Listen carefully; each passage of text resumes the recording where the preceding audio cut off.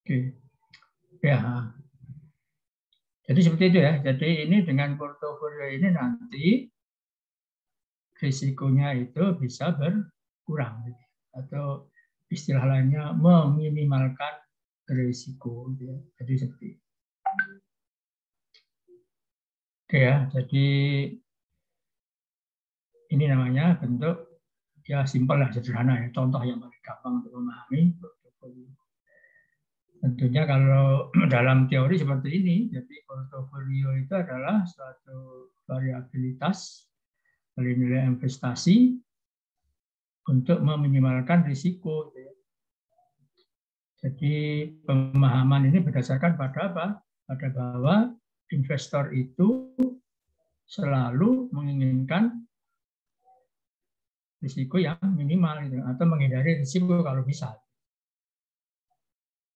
Investor hanya dapat meminimalkan risiko yang berasal dari intern ya, company, jadi dari dalam perusahaan, atau disebut juga dengan unsystematic risk. Ya. Gimana caranya? Yaitu melalui diversifikasi. Diversifikasi itu maksudnya beragam. Ragam tadi itu, jadi kita menginvestasikan seperti ini namanya beragam. Ya, saham A, saham B, saham C, namanya ini beragam. Ya bentuk portofolio lah gitu ya. Jadi bentuk portofolio itu artinya kita melakukan diversifikasi. Kemudian ada juga namanya risiko yang sistematis. Nah, di sini ini tidak bisa kita minimalkan risikonya, tetap ada. Gitu kan. Meskipun kita sudah membuat diversifikasi, itu tetap ada risiko itu. Sebesar itu namanya risiko yang sistematis. Ya. Ini ada untuk menjelaskan ya tentang portofolio ini, ada namanya inefficient frontier ya, the power of diversifikasi. Jadi ada grafik di mana sumbu Y-nya itu adalah menunjukkan tingkat return, kemudian sumbu X-nya adalah risiko ya, tingkat risikonya. Di sini nanti risiko itu diukur nama dengan standar deviasi. Ini adalah besarnya standar deviasi atau risiko lah gitu ya. Ini ada suatu bentuk grafik yang melengkung grafiknya ya, parabolik di sini, di mana ada titik-titik yang diawali dari titik bawah ini kan, ini ada titik ya. Titik di sini itu maksudnya apa ini? Jadi ini adalah investasi atau uang kita ini hanya diinvestasikan ke satu surat berharga. Apa itu? Ya itu adalah bond ini. Bond itu adalah apa? Obligasi kan, obligasi aja. Atau di sini kita investasikan ke stok, ya kan? Semuanya 100% uang kita, yang 100 juta dari sini titiknya. Apa bedanya sini dan sini? Ini kalau kita tarik garis ke arah sumbu Y dan ke arah sumbu X, kita akan menunjukkan angka, ya kan? Contoh ini misalnya di sini. Ini kalau 100% uang kita investasikan ke bond, maka kalau kita tarik garis kiri akan menunjukkan angka 9%. Apa di sini? Artinya bahwa returnnya 9%. Kalau kita tarik garis bawah, risikonya adalah 9%. Kemudian kalau kita buat lagi titik di sini, titik ini adalah sudah tidak 100% uang kita investasikan ke surat berharga, tapi ini sudah kita membuat diversifikasi sini. Itu apa? 75%, karena kita investasikan ke bond, yang sisanya 25% itu ke stok. Maka di sini ada pergeseran di sini antara apa? Return dan risikonya itu kan. Returnnya meningkat, risikonya ini juga agak turun.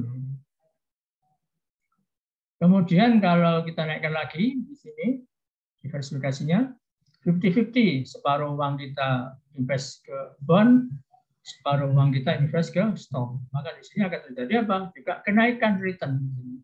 Returnnya hampir mendekati 10%, namun juga risikonya juga semakin besar, ya, lebih 9%. Naik lagi di sini, bondnya kita kurangi 40%. Kemudian sisanya kita ke stok. Nah, itu juga akan menaikkan return, tapi juga risikonya. Nah, lagi di sini, Bondnya kita perkecil, ya kan, invest yang kita berbesar dari stok, maka terjadi sini apa? Returnnya juga semakin naik, ya, sekitar apa ini 11,5 lebih ya persen returnnya. Namun juga risikonya juga ini 12%,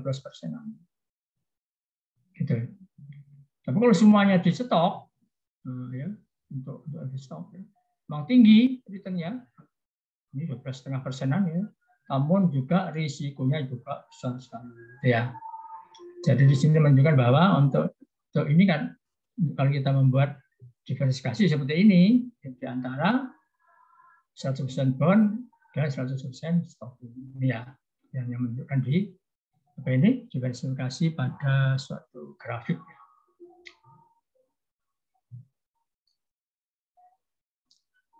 Risiko yang sistematis itu tidak bisa dieliminate, ya, berkecil dengan diversifikasi. Sebab risiko ini adalah merupakan pengaruh dari apa? Faktor-faktor makro dan makroekonomi maksudnya yang mempengaruhi apa? Semua market, ya, pasar.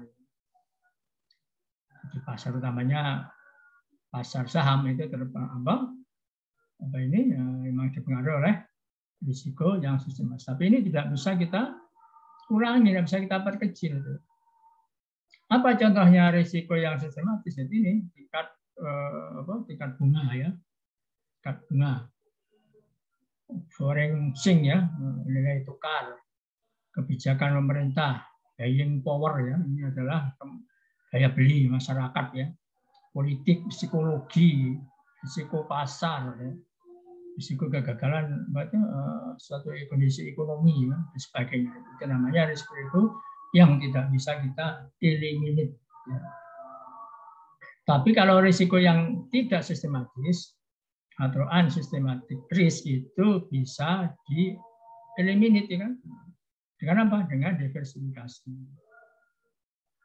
Karena risiko ini terjadi di dalam suatu perusahaan atau industri. Contohnya apa? Tentang masalah capital structure, struktur modal, tentang apa ini struktur aset, tentang likuiditas, profit, penjualan, kredit, sebagainya. Itu kan hal-hal yang terjadi dalam perusahaan itu bisa risiko itu bisa kita perkecil, kan, bisa kita kurangi dengan apa? Diversifikasi. Ini ya contohnya di grafik risiko yang unsystematic dan risiko yang sistematik, ya. Jadi risiko yang sistematik ini sudah flat, ini sebesar sekian, ini besar ini, ya. Di flat terus ini kalau kita tetap ada. Nah, ini garis X ini adalah garis jumlah lembar saham, ya. Yang tegak adalah risiko. Jadi meskipun kita invest ke beberapa buat diversifikasi, tetap sekian ini misalnya risiko yang sistematis. Tetapi risiko yang tidak sistematis, semakin kita banyak membuat diversifikasi atau kita banyak investasi ke beberapa saham, maka ini ada kecenderungan garisnya melengkung, kan, ke bawah, mendekati risiko sistematis. Artinya apa? Semakin kita banyak membuat diversifikasi, maka risiko yang tidak sistematis ini bisa semakin berkurang, gitu kan. Sehingga berkurangnya sampai akan mendekati besarnya risiko yang sistematis, gitu ya. Ini kalau kita gambar seperti itu, kalau kita semakin banyak diversifikasi, maka risiko yang tidak sistematis semakin berkurang, gitu ya, semakin mengecil. Sekarang stop return, ya. Berarti return dari suatu investasi di di stok, ya, di saham, ya. Investor di dalam membuat suatu keputusan untuk membeli saham, itu artinya bahwa investor ini seharusnya berpikir, kan, mempertimbangkan, ya, prospek dari perusahaan itu di masa mendatang, kan. Harus itu kita membeli saham, gitu kan, gimana prospeknya? Jika prospeknya baik, ya kan, maka nanti kita ada harapan bahwa nanti harga saham itu akan meningkat. Perusahaan yang baik itu dan value of the company Jadi perusahaan yang baik itu akan juga meningkatkan nilai dari perusahaan itu. Ini gimana taunya? Ya ditunjukkan dari apa? Dari harga pasar ya. Harga pasar di pasar bursa itu semakin naik. Artinya apa? Menunjukkan bahwa nilai perusahaan itu semakin. Jadi kalau ini kan kalau sebagai investor ya sebaiknya ya dibeli karena apa? Ini kan sahamnya baik gitu ya. Kemudian investor ini juga mendapatkan suatu keuntungan dari perbedaan antara harga ya, capital gain. Capital gain itu kan selisih antara harga beli sama harga jual harga beli. Jadi kalau harga jualnya itu lebih tinggi dari harga beli, maka dia dapat capital gain. Apalagi nanti kita beli saham, beli berapa hari, 3 bulan kita dapat dividen gitu kan, kemarin dapat return kan, kemudian kita jual lagi kita dapat capital gain gitu ya. Maka return dari kita memiliki atau membeli saham itu, kita dapat returnnya bisa capital gain dan dividen atau capital gain saja. Maka capital dividen dikasih tanda kurung maksudnya pilihan. Ya bisa dua-duanya, ya kan? Minimal di satu ini ya capital gain. Ya. Oke, capital gain itu kalau kita rumuskan seperti ini, tapi sama dengan harga yang dihitung, ya, misalnya kita akan menghitung capital gain hari ini. Berarti apa? Harga hari ini dikurangi harga kemarin, itu namanya capital gain. Kalau kita menghitung capital gain yang kemarin gimana? Ya harga kemarin dikurangi perusahaan itu kan ya. Kemudian yang bisa kita lanjutkan bahwa capital gain ini, capital gain kan, ini jika kita bagi dengan harga sebelumnya, maka akan ketemu namanya ini return realisasi, realization return dalam bahasa Inggris. Jadi kalau kita menghitung return realisasi dengan simbol RI ini adalah apa? Capital gain dibagi dengan harga sebelumnya. Ya. Oke, ini kita membeli saham itu kan yang kita harapkan return apa? Return ekspektasi kan ya kan? Berapa nanti kalau saya beli saham ini ya? Maka ini kita bisa menghitung besarnya return ekspektasi dengan menggunakan capital asset ratio model. Jadi ini dirumuskan seperti ini. ERI ini apa itu disebut dengan return ekspektasi. Ini juga disebut juga dengan namanya cost of equity ya, biaya dari modal. Ini dirumuskan seperti ini. Jadi RF adalah ini apa? Risk free rate atau tingkat risiko, tingkat investasi bebas risiko. Sama dengan beta. Apa beta ini? Beta adalah non diversible risk. Artinya apa? Ini adalah risiko yang sistematis. Ya. Dikalikan dengan return pasar, ya, return ini dihitung dari IHSG, kemudian dikurangi dengan return bebas risiko. Gitu ya. Oke, bisa seperti ini. Untuk menghitung beta, ini ada rumusnya ini beta.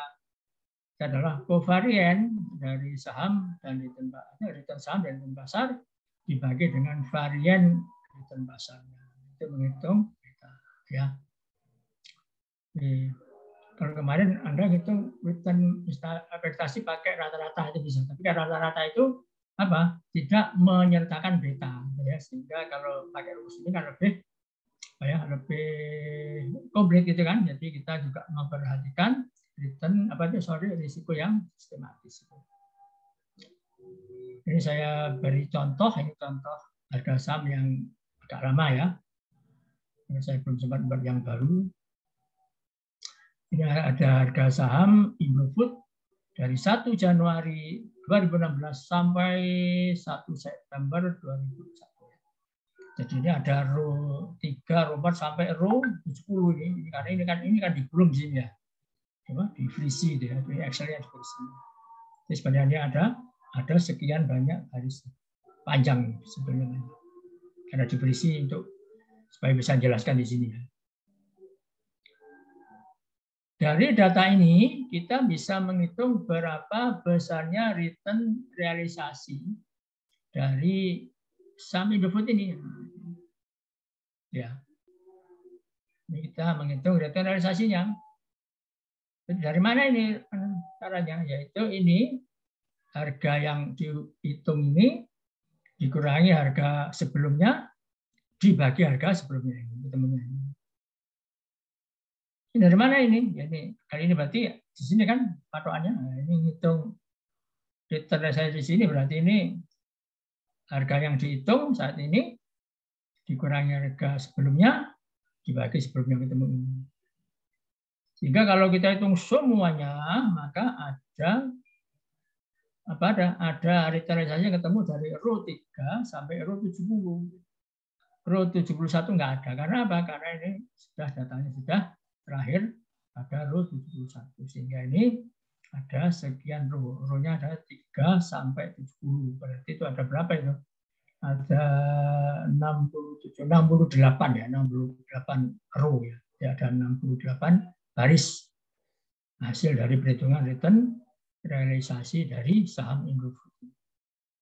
Kita lanjutkan. Kita juga menampilkan di sini apa? IHSG, ya kan? Itu juga dari data dari Januari 1 Januari tahun 2000 sampai September 1 2021. Ini data sekitar 20 tahun gitu ya. Data besar memang ini. Tujuannya apa? Untuk menghitung nanti return pasar.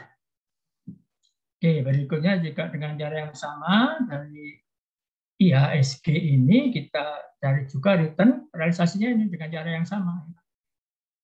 Ini dihitung dari mana? Dari data ini ya dikurangi sebelumnya dibagi sebelumnya. Dan seterusnya tinggal ngopi aja ke bawah. Kemudian kita juga buat kolom di sini. Return realisasinya ditambah 1 di sini. Tujuannya apa ini? Supaya hasilnya positif semua ini. Mengapa kok tujuan positif? Karena nanti kita akan menghitung return pasar itu kita menggunakan rata-rata geometrik dengan rata-rata geometrik itu syaratnya apa? Datanya selalu berkembang. Yang kedua apa? Datanya harus positif. Ya, di sini kita langkah-langkah menghitung return pasar atau RM-nya ini. Jadi RM dari sini ya. Kita akan menghitung ini, gitu. Akan menghitung ini kan? Berapa besar ini? Jadi sekarang ini kita akan menghitung ini dulu RM-nya. Ya. RM dengan kita memakai data IHSG seperti ini datanya. Dan kita buat realisasi sampai RI-nya plus 1 di sini. Ini langkahnya seperti ini. Jadi tadi RI-nya sudah tambah 1, realisasinya plus 1, ya kan? Kemudian kita buat rata-rata sini, ini pakai Excel aja kan? Jadi sama dengan geomin kurung buka ini dari I3 sampai I ini I262 ya. Ini. Nanti kemudian hasilnya ini dari geomin ini dari rata-rata geometrik dikurangi 1. Kemudian berikutnya kita menghitung return pasarnya dengan rumus seperti ini. Jadi 1 ditambah return, ini kan return bulanan ya. Jadi dengan rata-rata geometrik itu menemukan return bulanan. Jadi rumusnya untuk menghitung return pasarnya 1 ditambah return bulanan dari hasil ini. Kemudian dipangkatkan 12, kurangi 1. Dari data ini sudah kita hitung pakai langkah-langkah ini, kemudian akan ketemu RM-nya atau return pasarnya sebesar 11,02%. Jadi RM-nya ketemu kan. Kita sekarang berikutnya. Ini ada data tetap data yang tadi nih, ini data Indofood, data IHSG, kita sandingkan ini dalam rangka apa ini? Kita untuk menghitung beta, ya kan? Tadi betanya kan pakai rumus seperti ini, beta sama dengan covarian dari returnnya saham Indofood sama return pasar dibagi dengan return pasar seperti itu kan. Maka dengan Excel ya, Excel kita bisa menggunakan pakai namanya fungsi ini, fungsi statistik di Excel pakai slope ini kan. Gimana kita slope? Kita slope ini, slope ini. Jadi slope ini adalah menghitung beta ya. Slope dari D3 sampai D70 ini adalah return realisasinya Indofood, kemudian koma, atau titik koma, A3 sampai A7. Ada return realisasinya IHSG. Jadi kita jelas di sini, D3 ya tadi sama dengan ya, slope, kemudian kurung buka, kita jelas ini, D3 sampai 70, koma, kita drag lagi H3 sampai H70. Kalau kita enter, maka akan ketemu besarnya beta berapa? 63,2. Ya. Kita kembali rumus tadi sini, kita menghitung return ekspektasi tadi, kita mengumpulkan data seperti ini kan. Jadi RM sudah ketemu tadi itu, 11,02, kemudian ini betanya sudah kita hitung barusan kan. Temu 63. Sekarang kita hitung RF-nya. RF nggak usah kita hitung, kita aja cari di websitenya ini, BI ya, karena ini adalah besarnya SBI ini ya, sertifikat Bank Indonesia. Nggak usah kita hitung, kita lihat aja, kita sesuaikan ini kan kita ngitungnya kan pada saat apa? Bulan Agustus ya, kita menganalisis ini data ini, maka ya kita gunakan untuk SBI yang bulan Agustus. Jadi ini RF-nya ini. Tingkat return bebas risiko. Sehingga apabila kita masukkan ke rumus itu, maka return ekspektasinya akan ketemu ini RF-nya, tambah dengan betanya ini, dikalikan dengan ini RM, ini RF-nya. Maka akan ketemu besarnya return ekspektasi untuk Indofood. Berapa besarnya? 8,25%. Gitu ya. Nanti ditanyakan misalnya ada yang belum jelas ya, istilah aja tidak apa-apa. Jadi pada saya ngomong nggak menyerah tidak apa-apa ya. Oke, berikutnya tentang konsep return dan risiko, ya kan? Jadi kita tujuannya nanti akan menghitung berapa sih returnnya, berapa risikonya, itu investasi itu kan ya. Jadi yang kita hitung return dan risiko. Oke. Sekarang kita memahami return. Apa sih return itu? Return merupakan hasil yang diperoleh dari investasi. Ya. Kalau kita investasi dapat yang return kan. Jadi kalau saat ini sedang rame-ramenya orang investasi itu uangnya hilang, itu namanya bukan investasi. Investasi itu mesti ada aset yang kita peroleh. Kalau kita investasi ke saham, ya kita tentunya memegang apa? Sertifikat saham kan, begitu kan. Jadi kalau nanti pas bagus kita dapat return, ya kan.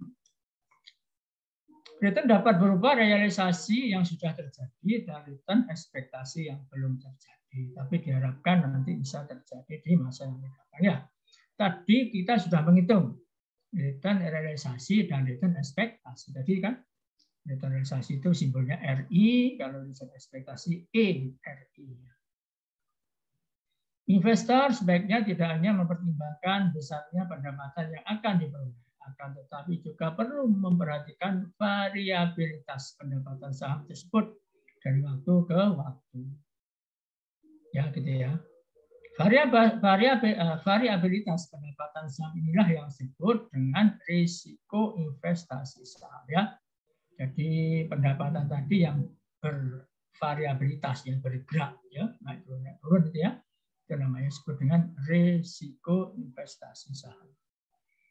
Risiko itu adalah kemungkinan terjadinya yang senyatanya, yang aktual dari suatu keputusan investasi berbeda dengan yang diramalkan. Itu namanya perbedaan itu disebut dengan risiko. Kalau menurut ISO 3000/2009, risiko adalah dampak dari ketidakpastian terhadap pencapaian tujuan perusahaan. Iya, jadi kita itu investasi ke saham itu kan investasi yang juga ada ketidakpastiannya kan gitu. Nggak tahu nanti, nggak tahu besok kan gitu kan. Apakah kita masih dapat return atau tidak kan nggak tahu ya. Tapi kan bisa kita prediksi. Maka di situ ketidakpastian terhadap bukan risiko. Dampak ISO, ya, dampak menurut ISO 3000 adalah deviasi dari apa yang diharapkan sehingga bisa bersifat positif dan negatif. Jadi dikatakan risiko itu adalah deviasi. Berarti kan perbedaan ya. Dari suatu tadi itu, perbedaan bisa dari yang aktual yang diramalkan, ya, perbedaan dari variabilitas pendapatan itu kan. Itu namanya risiko. Return dan risiko merupakan suatu trade-off. Apa sih trade-off itu? Itu adalah suatu hubungan variabel yang positif hubungannya itu. Artinya apa? Kalau variabel satunya naik, ya satunya naik. Variabel A turun, B-nya ya turun. Itu namanya hubungan positif. Jadi disebut dengan trade-off. Jadi dikatakan apa? Semakin besar risiko yang ditanggung, maka semakin besar pula return sebagai kompensasi. Ini namanya trade-off. Jadi kalau kita melihat ada investasi yang berisiko tinggi, ya maka nanti kalau kita bagus, ya kita akan mendapatkan return juga tinggi. Lalu sebaliknya, juga itu kalau kita melihat ini investasi risiko rendah, ya kita jangan berharap dapat return yang tinggi, returnnya rendah juga. Itu namanya trade-off. Pengukuran risiko dilakukan dengan menggunakan standar deviasi. Itu deviasi standar ya, yang mengukur secara absolut penyimpangan nilai-nilai yang sudah terjadi dengan rata-ratanya. Pengukuran risiko saham tersebut ditunjukkan dengan deviasi standar return saham, yaitu penyimpangan return realisasi terhadap return ekspektasinya. Gitu ya. Jadi penyimpangan atau perbedaan antara return realisasi dan return ekspektasi, ya, itu disebut dengan apa ini, penyimpangan atau deviasi standar. Itulah nanti untuk mengukur risiko. Jadi risiko itu nanti diukur dengan apa? Deviasi standar. Semakin tinggi standar deviasi, maka semakin tinggi risiko investasi saham suatu perusahaan. Ya. Dan sebaliknya, semakin rendah standar deviasi menunjukkan risiko investasi agak rendah. Gitu ya. Jadi sebagai ukuran kita lihat deviasinya tinggi apa rendah ini. Oh tinggi berarti risikonya tinggi. Oh ini rendah berarti rendah. Ini rumusnya, rumus varian. Ya. Jadi varian ini ada pangkat 2-nya, kuadrat. Tapi kalau sudah deviasi sini tidak ada. Ya. Jadi artinya apa? Dari varian ini kalau kita akar ini kan, maka akan ketemu namanya standar deviasi. Ya. Kemudian kalau kita menghitung varian dan standar deviasi dengan menggunakan Microsoft Excel, kita cukup menggunakan apa? Ini fungsi var ini kan. Dengan var maka akan kita bisa ketemu misalnya bisa pakai rumus ini. Terlalu lama kan? Ya kalau dulu zaman saya dulu kuliah mungkin harus hitung seperti ini satu-satu ya pakai kalkulator gitu dulu kan. Karena yang belum ada komputer seperti saat ini. Jadi semuanya sudah baik ya untuk apa peralatan membantu kuliah kita itu sudah bagus sekarang. Oke, menghitung varian dan standar deviasi sekuritas tunggal. Ini kita akan menghitung besarnya varian dan standar deviasi dari apa? Indofood dengan data yang sama dengan tadi, kita sudah menghitung apa itu return realisasinya, itu kan? Ini maka ini bisa kita hitung berapa sih besarnya varian ini ya, kita tinggal ketik aja jadi sama dengan var kurung buka kita drag dari D3 sampai D70 kurung tutup kita enter lalu ketemu sekian. Inilah besarnya apa? Varian. Kan? Jadi Indofood ini besar varian berapa? 0,0050 sekian. Oke, berikutnya kalau kita akan menghitung standar deviasi. Jadi Indofood ini sama juga. Kita ketik di sini sama dengan STD kurung buka kita drag D3 sampai D70. Ya, kita enter sekian. Inilah besarnya apa? Standar deviasi atau besarnya risiko dari ini saham Indofood. Besarnya berapa? 0,79 sekian. Ini sekarang pemahaman portofolio yang efisien. Suatu investasi yang memberikan tingkat keuntungan yang sama dengan risiko yang lebih rendah. Atau dengan risiko yang sama memberikan tingkat keuntungan yang lebih tinggi. Artinya apa? Kalau kita menginvestasikan misalnya ke saham A dan B, kan? Ya di sini memberikan keuntungan yang sama, A dan B itu sama tingkat keuntungannya, atau return ekspektasinya sama. Kita pilih mana ya? Yang A atau B? Kita pilih ya yang B itu yang rendah risikonya. Mungkin katakanlah B misalnya rendah, kita ambil B. Atau dengan risiko yang sama. Kalau A dan B itu sama, risikonya kita pilih apa? Yang memberikan return yang lebih tinggi. Jadi ini adalah disebut dengan portofolio yang mempunyai karakteristik portofolio yang efisien. Ini sekarang ada tipe investor ya. Investor itu kan pengambil keputusan untuk menginvestasikan uangnya kan di suatu harga. Apa tipenya? Jadi investor ini kan selalu menghindari risiko risk averse ya, agar portofolio yang memberikan risiko yang minimum dengan return. Jadi ada investor yang akan menerima risiko secara wajar, risk netral, akan memilih portofolio yang akan memberikan ekspektasi maksimal dengan menerima risiko tidak tertentu. Jadi dalam memilih portofolio itu nanti ya tergantung tipe kita yang namanya tipe menghindar risiko yang kita pilih apa? Ya return yang kecil dengan risiko yang kecil. Kalau memang kita punya apa itu tipe yang agresif, mungkin berani kita ya mengambil return yang tinggi dengan risiko yang tinggi. Ya, makanya tergantung tipe investor. Masing-masing orang beda ya. Beda cara pandang, cara memberikan keputusan karena kaitannya dengan keberanian mengambil keputusan. Return ekspektasi portofolio yang tadi kita sudah menghitung return ekspektasi sekuritas tunggal. Jadi kalau ini adalah return ekspektasi portofolio. Jadi misalnya kita menginvestasikan tadi ya uang kita ke saham A, saham B, saham C, ya. Itu kalau kita hitung berapa return ekspektasi portofolio, maksudnya semuanya ini itu berapa kalau kita menginvestasikan ke saham A, saham B. Kalau saham A sendiri bisa tadi sudah kita hitung kan, kita namanya ngitung return ekspektasi tunggal. Sekarang ini return ekspektasi portofolio. Nah ini ngitungnya apa ini? Ngitungnya dengan rata-rata tertimbang, kan? Rata-rata tertimbang dari apa? Dari return ekspektasi masing-masing sekuritas tunggal dalam portofolio. Maksudnya ya. Jadi kalau kita investasi ke saham A, B, C, ya kan? Nanti kita buat rata tertimbang dari return investasi A berapa, B-nya apa. Tidak ada kata tertimbang. Apa kata tertimbang itu? Itu dikalikan dengan W di sini. Apa W itu? W adalah porsi. Apa porsi itu? Ya tadi itu.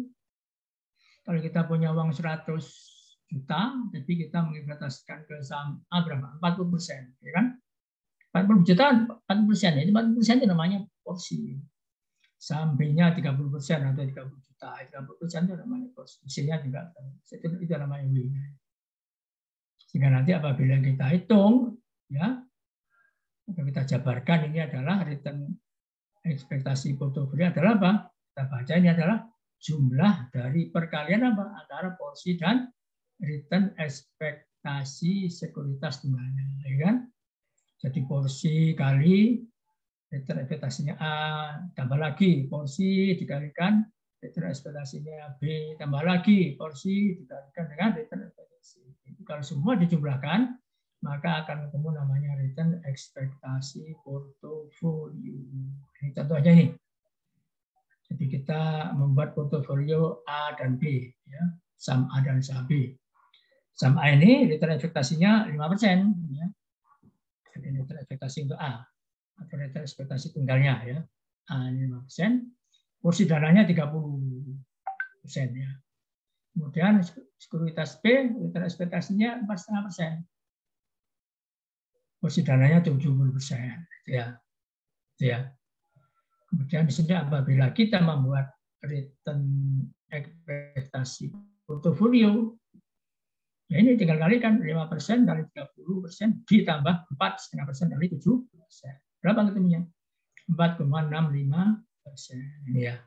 Jadi ini kalau kita semuanya ini ya, berapa return ekspektasi portofolio dari A dan B ini ya? 4,65%. Ya. Oke, kita kembali ke data ini kita tambah data baru, data dari BTN ya, dalam BTN ini. Jadi dengan cara yang sama kita bisa menghitung apa besarnya betanya dari BTN ini. Saya hitung dengan cara sama kan, jadi kita pakai slope kan, slope kita drag ini dari D3 sampai D70 akan ketemu ini betanya dari BDN adalah sebesar 244,15%. Berapa tingkat risikonya dari saham BDN ini? Itu pakai standar deviasi, tadi pakai STDEV kan, kita drag dari D sampai 10 ketemu 15, kemudian berdasarkan dari data BI rate, return pasar, dan beta saham BDN, maka kita bisa menghitung biasanya return ekspektasi untuk BDN, ya kan?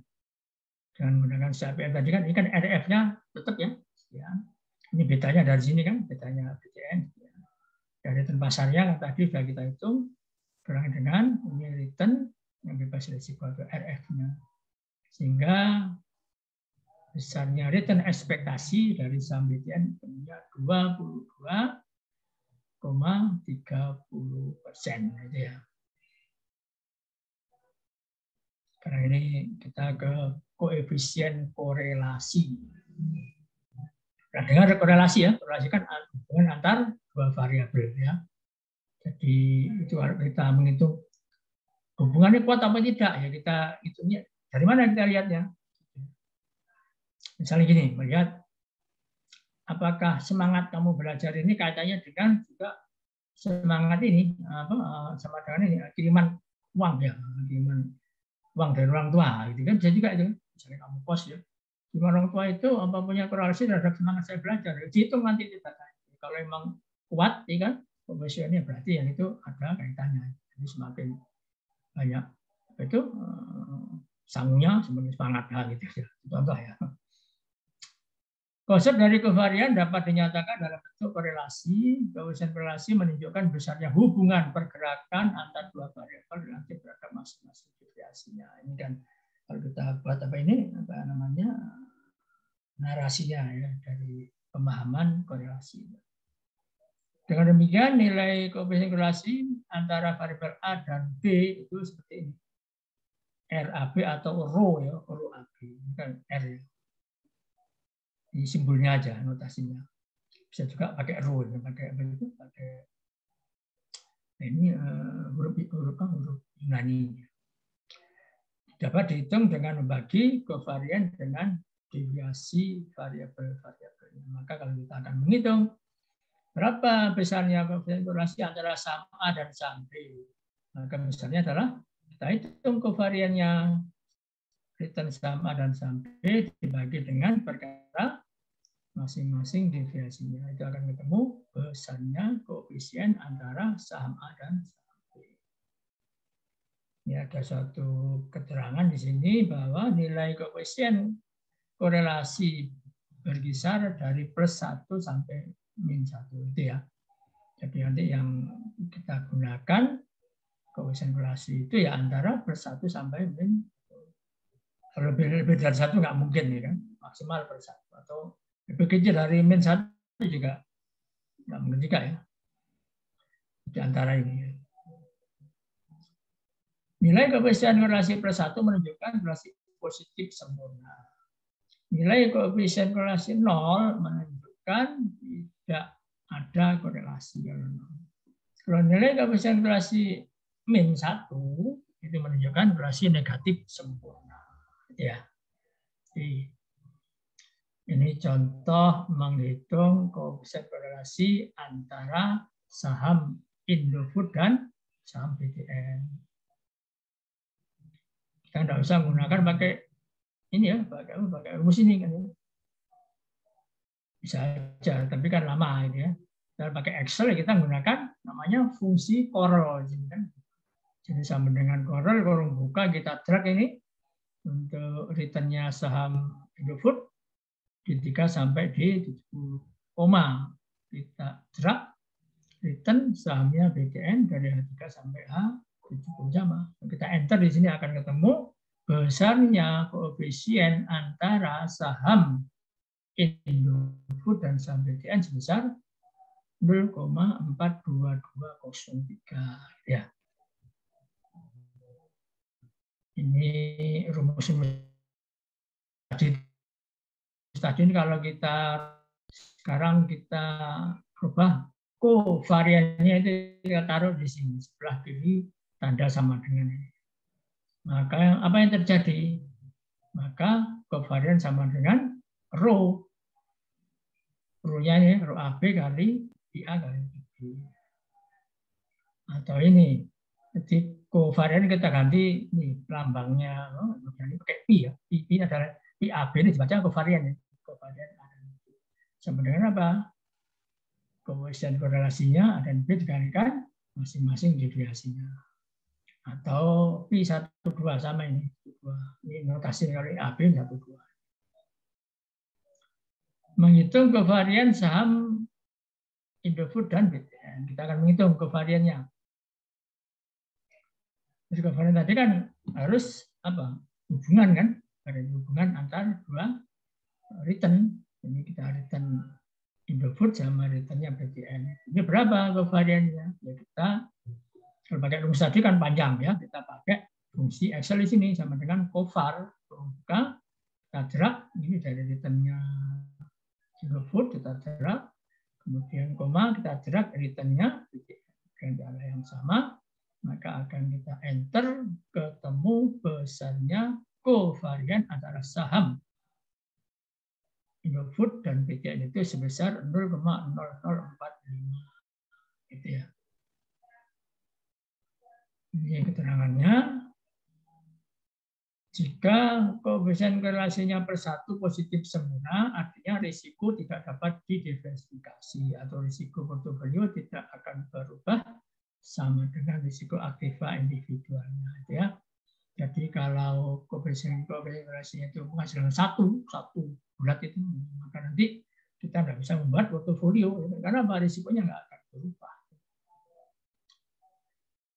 Jika dua buah aktiva mempunyai return dengan koefisien korelasi -1 negatif sempurna, maka semua risikonya dapat didiversifikasi atau risiko portofolio akan sama dengan 0. Jadi koefisien yang baik itu apa? Di antara per 1 sampai -1. Maka kalau di antara ini koefisien korelasinya maka bisa kita teruskan untuk membuat portofolio. Karena apa? Karena risikonya bisa kita turunkan. Tapi bukan kita hilangkan ya, tapi kita turunkan. Kita tidak bisa menghilangkan risiko, kita hanya bisa meminimalkan risiko. Tadi kita sudah bisa menghitung return ekspektasi portofolio. Sekarang kita bagaimana menghitung risiko portofolio? Jadi return portofolio itu merupakan rata-rata tertimbang dari seluruh return sebelas tunggal. Tadi gitu kan hitungnya. Tapi kalau kita menghitung risiko portofolio tidak merupakan atau tidak bisa dengan rata-rata tertimbang. Ya. Oke, sebelum ke sana kita beritahu dulu ya dari penemunya rumus risiko portofolio itu oleh namanya Harry M. Markowitz ya, itu tahun 1950-an ya, mungkin kita semuanya belum ada itu kan. Jadi beliau sudah ngetu ya, sebagai ilmuwan bisa menghasilkan karya ilmiah berupa formula untuk menghitung risiko portofolio. Ya bisa ketahui bahwa negara-negara Eropa itu kan memang dulu ya itu maju lebih dulu kan. Jadi mulai tahun 1400-an sudah menemukan mesin-mesin itu kan sehingga dia lebih maju, industrinya lebih dulu ada, kemudian juga dengan sendirinya ada ilmu-ilmu untuk mengelola keuangan perusahaan sehingga juga muncul ini namanya rumus ini dari Markowitz untuk juga menghitung risiko portofolio. Ini kan katanya dengan keuangan juga.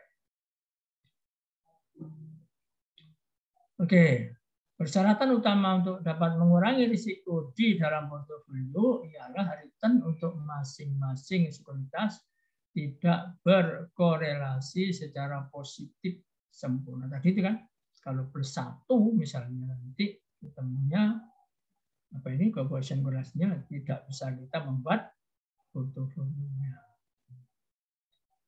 Ini varian dan kovarian ya.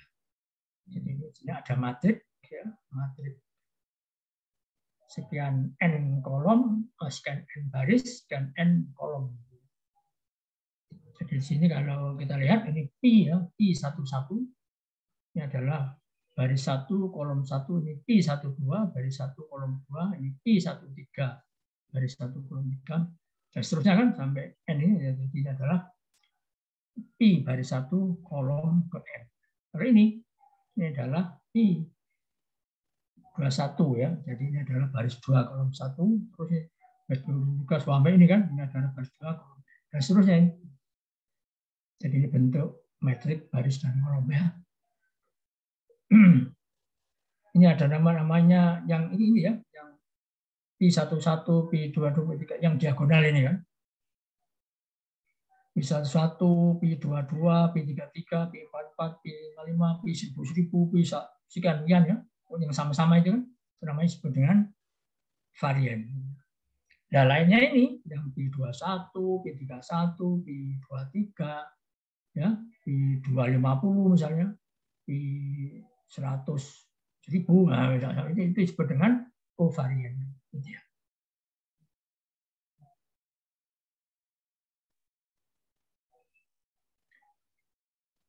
Jadi P11 ini kalau kita jabarkan, P11 sama dengan apa? Sama dengan P1 kuadrat. P33 sama dengan apa? P3 kuadrat. Tapi kalau P21 sama dengan apa? P1 kali P2 enggak bisa gitu. Seperti ini nanti P1 seperti ini. Tapi ini singkat. Nah, ini ya. Kalau P12 ini rumus P12 sama dengan apa? Rho 12 kali 1 kali P1 gitu ya. Itu namanya kovarian. Jadi untuk ini rumusnya ya. Rumus dari varian portofolio. Jadi ini jadi W1 kuadrat kali W1 kuadrat plus W2 kuadrat dan seterusnya. Kalau 3 berarti ini bacanya 3 sekuritas. Jadi setelah sampai sini plus ini ya. Plus ini plus 2. W1 kali W2 kali P12. Plus lagi W1 W3 kali W3. Plus lagi berapa? W2 kali W3 kalikan P23. Dikali 3 sekuritas. Nah, rumus ini dari mana? Dari ini asalnya. Ini cara membuat rumusnya seperti ini. Jadi ini kan untuk portofolio 2 sekuritas kan, 1, 2 atau AB gitu ya. Maka di sini kita buat sekali ini adalah matrik baris dikalikan dengan matrik baris kolom 2 kali 2 dikalikan dengan matrik kolom. Jadi ini ya matrik baris kalau saya kalikan dengan matrik kali 2 kan ini kan ini hasilnya kan W1 kali ini P11, W1 kali W ini ya, W1 kali P21, W2 kali ini, W2 P12, W2 kali P22. Dan hasilnya kita kalikan dengan ini, dengan matrik kolomnya. Dengan cara sama akan menghasilkan ini. Ya. Jadi ini kalau kita sederhanakan ini kan, jadi ini kan, ini ya. Jadi W1 P11 ini kan bisa kita ubah ini W1 P1 kuadrat kan, ini kan varian. Ya, yang juga ini juga, yang ini W2 kuadrat kali P22 ini kita sederhanakan ini W2 kuadrat kali P2 kuadrat. Yang ini kan sama ini kan sama ini. Ini sama. Jadi kan berarti ada 2 kan. Jadi 2W1, W2, ya kan? P12. Ini kan kovarian ini kan ya. Jadi P21, P12 sama P21 sama. Ini sama. Makanya bisa jadikan 2. Jadi 2 bisa 3. Ya, ini untuk 2 sekuritas kalau hitung varian seperti ini. Ya, ini kita jabarkan ini varian kita jabarkan. Ini garisnya kan sama ini, sama. Ya, ini kita jabarkan. Kovarian kan kita jabarkan seperti ini, jadi ini. Jadi rho 1 2 tadi. Oke, kemudian varian ini apabila kita akar ya kan menjadi namanya standar deviasi. Gitu ya. Inilah disebut dengan risiko portofolio. Ya. Jadi cuma kita tujuannya 2 tadi, tujuannya apa? Menghitung return ekspektasi portofolio dan menghitung risiko portofolio, kan itu aja. Cuma sebelumnya kan harus panjang ya. Itu lebih detail dari itu menghitungnya. Jadi sini ada contoh data proporsi dana investasi pada saham Indofood dan saham bank tabungan negara. Jadi ini porsinya ya. Jadi ini ada portofolio pertama. Saya akan buat gini. Uang saya 20% saya investasikan ke sahamnya Indofood. Kemudian 80% dari uang saya investasikan ke sahamnya BTN. Ini adalah portofolio pertama. Saya buat lagi portofolio yang kedua. Uang saya 60% itu rencana saya investasikan ke Indofood, 40% ke BTN. Ketiga ini keempat seperti itu ya. Ini kan namanya data porsi dana investasi. Jadi apa ini? Ini adalah W-nya. Ini W1, ini W2 kan itu kan. Ini W1, ini W2 kan itu. Dari data ini kan datanya porsi kita tambahkan data ekspektasi yang tadi sudah dihitung ini kan ya. Jadi return investasinya yang Indofood kan 8,25 tadi kan sudah dihitung kan ya. Sebelumnya itu kan. Kemudian return ekspektasinya BTN kan 22,3 ya kan. Sudah dihitung tadi ya. Masih ingat ya? Lihat di atasnya. Maka kita bisa menghitung return ekspektasi portofolio. Tadi dengan rumusnya gimana rumusnya? W1 kan ya. Kalikan dengan ini. Apa itu? Return ekspektasinya yang pertama. Ya. Sama dengan apa? W2 dikalikan dengan return ekspektasi BTN yang kedua. Maka jumlahnya sekian. Dengan cara yang sama, tinggal ngopi aja ke bawah, ya kan? Maka akan menghasilkan ini. Jadi portofolio pertama ini return